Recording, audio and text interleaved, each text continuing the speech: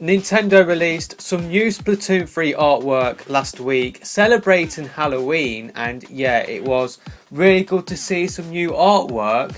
And yeah, we did get some new details in there. Tony Kensar will be coming back as a gear brand, and we do get to see some new clothing in that artwork as well. So yeah, that was pretty cool to see that artwork. I said on Twitter that it is really good how we have got Splatoon 3. It is an excuse to get more fantastic artwork like what we did get celebrating Halloween. So yeah, there are some questionable things on there. There are some fingerprints on there. Who do they belong to? There is also some letters on there. There is a pink V and a green R.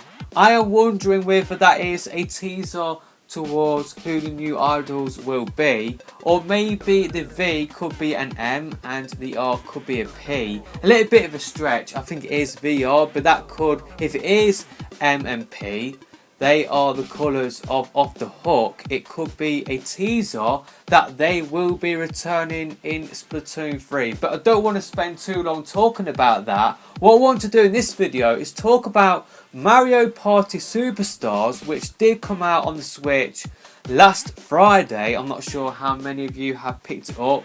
Quite a lot of people on my friends list have picked it up, and if you have, then you might have noticed this feature when playing online. So pretty much when you do play online, if someone disconnects, what the game does, it puts in a bot until the player who does disconnect rejoins. And yeah, I really want Nintendo to put that feature in Splatoon 3 because we need it badly in Splatoon. Whenever someone does disconnect, that team is always at a disadvantage.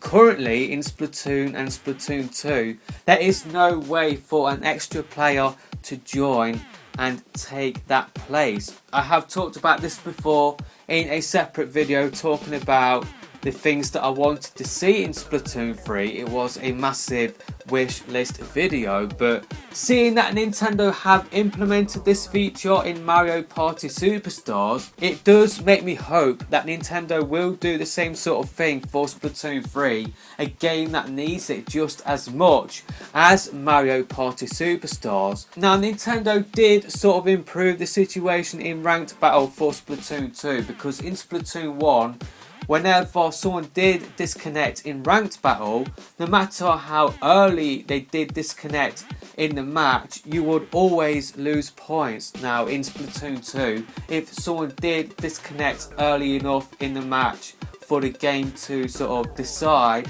that yeah, you're not going to lose points, then yeah, you didn't lose points. If someone did disconnect early on in the match, Nintendo needs to go that extra step forward and put in a bot. Call it Dave for a male, call it Julie for a female, or Sandra or whatever. Just call it a generic name and then put them in and say like, if you are playing X rank, the bot will be really good.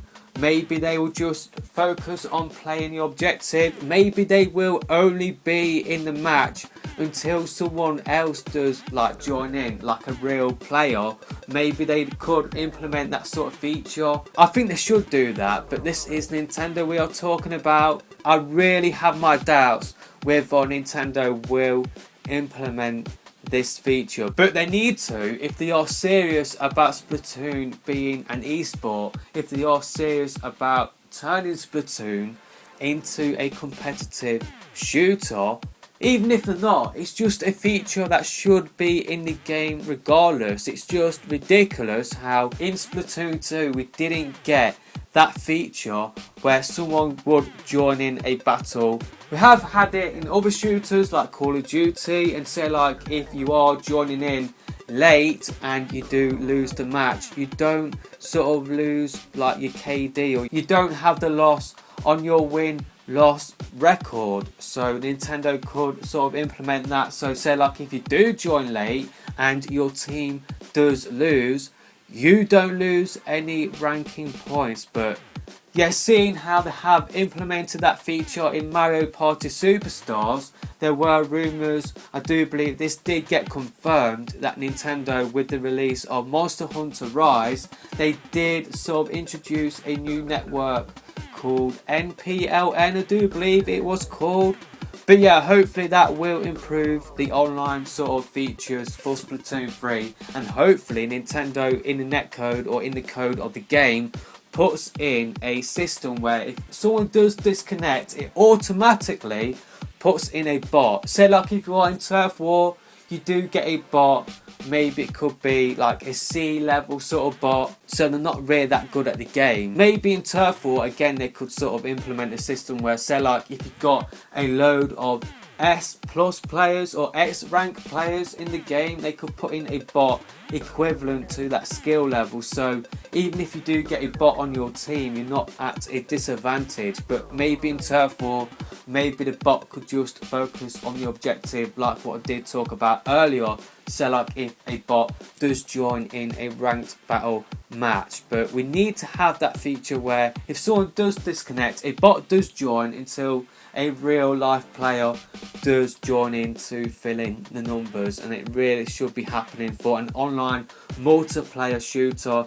Splatoon is definitely that, it is focused on online multiplayer, and this is a basic feature that if it isn't in the game, I will talk about it, I will moan about it, because I feel like it should be moaned about. This is such a simple thing that should be in the game. And yeah, Halo Infinite, they have bot support, and I feel like Nintendo should implement bot support for Splatoon 3. And how they have got it for Mario Party Superstars, I know ND Cube and the Animal Crossing team, they are two different developers, but Nintendo should do the same thing for all of their games. They really should. But this is Nintendo we are talking about.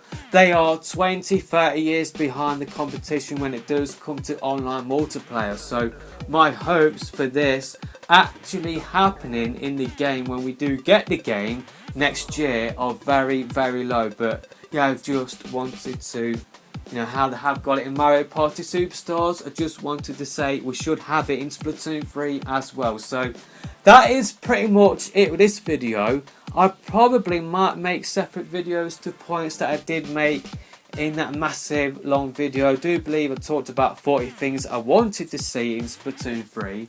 I might sort of pick out a few more and make separate videos explaining my point of view more in depth. But that is it with this video. I will see you in another video soon. Thank you all for watching.